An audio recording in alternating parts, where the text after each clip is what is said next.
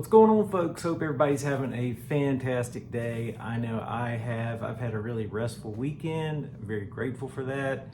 Today's topic, we're going to be discussing fear. Fear, particularly in business. How does fear affect your business? How does fear prevent your business from growing? How does fear cause other issues in your life that ultimately will affect your business? If there's one thing I've learned about being an entrepreneur, it's that the internal work that you do on your mind is one of the most important things you can do to increase your cash flow and ultimately benefit your business. Well, what do I mean by that? Well, I mean that if you work on your internal state, if you work on how you see things, your perspective, how you view the world, how you deal with conflict, how you deal with problems, you can really alter your life in a big way. I've just realized over the course of doing this business for many years now that how you deal with problems is really how you deal with life. So life, to me, it's beautiful. It's a multitude of things, but above all else, it's ultimately dealing with problems on a day-by-day basis. Things shift, things go all different ways, right? And dealing with that, dealing with constant change, is something that if you're able to master that, you can absolutely have an advantage over everyone else. I'm telling you guys, most people live in constant fear. Most people live in dread or anxiety. Not everybody, but as someone who does have an anxiety disorder, I can tell you that anxiety is real and fear comes with that anxiety. You know, I also have ADD, so I have a ton of thoughts throughout the day. So being able to organize that has been very beneficial. Fear is a problem. It just is. I sometimes think, how much has fear affected us as a species, right? Because if you think about it, I mean, throughout millennia, fear has been evolved in humans to protect us. So back 10,000 years ago, 20,000, millions of years ago, you know, fear was beneficial. It really was, because you didn't have to think too much. You could just react, right? And fear would prevent you from going in that dark cave where a bear might be. Fear would prevent you from stepping out of line, out of society's norms, because you were scared of being abandoned, right? Here's the thing. With business, you want to take calculated risk. And risk in general is going to instigate fear. That's normal.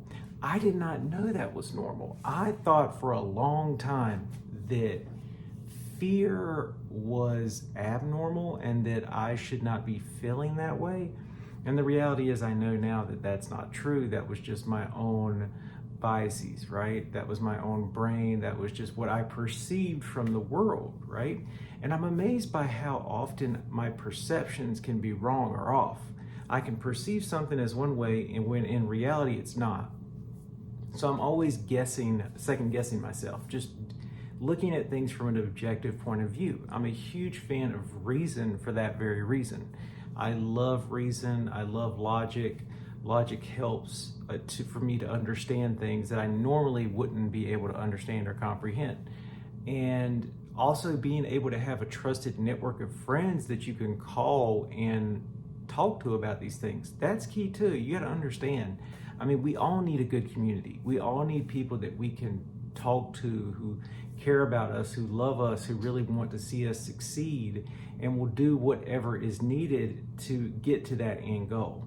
And I can tell you, I have that without a doubt. I have a ton of friends who I consider to be family at this point. You know, I've mentioned, maybe I don't think I've ever mentioned before, but you know, I go to this church and I really enjoy it. I really do. I love everyone there. Everybody really loves me and respects me, and I'm just very grateful for that. I actually live in a small town in North Carolina called Siler City, and Siler City is a city of 10,000 plus people, right? You know, I moved there originally to really revamp my business and start my business, and it's centrally located in the center of North Carolina, so it allows me to go, you know, to a lot of different areas at a faster rate, rather than living in the western part of the state or the eastern part of the state, which I have. I'm able to expand and do different things. So fear, and honestly, one of the reasons why I waited so long to move or to do different things in my life was because of fear. And if you wanted me to be really honest, one of the reasons why I did not get sober until I was 28 years old was because I was fearful. I was scared of living my life without that support system, right? Which the narcotics were a support system for me. The alcohol was a support system for me. And I realize now, there's so much more to it. There's so much more to life than just experiencing fear all the time. And a lot of times fear really is false evidence appearing real, right? So when we're able to take that mindset and shift it, good things happen. I'm a huge fan of personal development. I watch a ton of YouTubers who are all about personal development. It really encouraged me.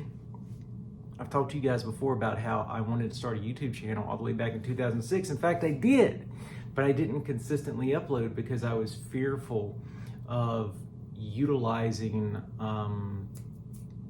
like editing software, right? I had to get a camera, record it, and take the file and put it onto the computer, right? And you would think, well, that's not that hard.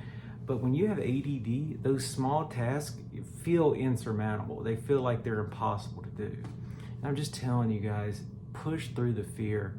Get into a support group that really supports you. Find people in your life that you can connect with, because I promise you it does get better. But we have to address the fear. And just think about it. If you're able to just do that one thing, that one little thing that would have normally made you fearful, you're able to establish a new neural pathway, right, over time. And you push through, and you get to a point where ultimately it gets better. But we have to push. We have to do the things that are going to cause us discomfort that we know are good for us in the end. What is the thing that you're resisting doing that you know you should be doing? Start there. What is the thing you're most scared of doing that you know you should be doing? For me, a lot of times it was going live on Whatnot or doing YouTube, right? Doing social media. Well, guess what? I'm doing that. And I do it every single day because it builds that neural pathway. It forms a new habit, right? And yes, people with ADD struggle to form new habits. I get that. But at the same time, this is how it all starts. And folks, we're early too, right? I think sometimes we can feel like, oh, we missed the boat. Oh, everything has already happened. My friends are married and they're having kids and all that stuff. You haven't missed the boat. You haven't. 30's the new 20, 40's the new 30. I mean, I'm telling you, we're living longer and longer.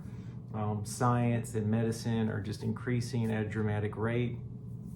Once again, fear. It stops us from succeeding.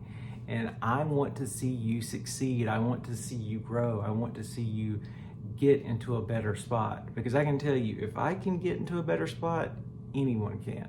I mean, when I was, sitting at home using all day and struggling mentally, I can promise you the last thing I thought is that I would be in a spot where I have my own business today, I have my own social media channel, and I'm growing. And that I have this family, this true spiritual family that supports me and cares about me, and folks, I'm telling you, having a belief in something bigger really truly has encouraged me to grow.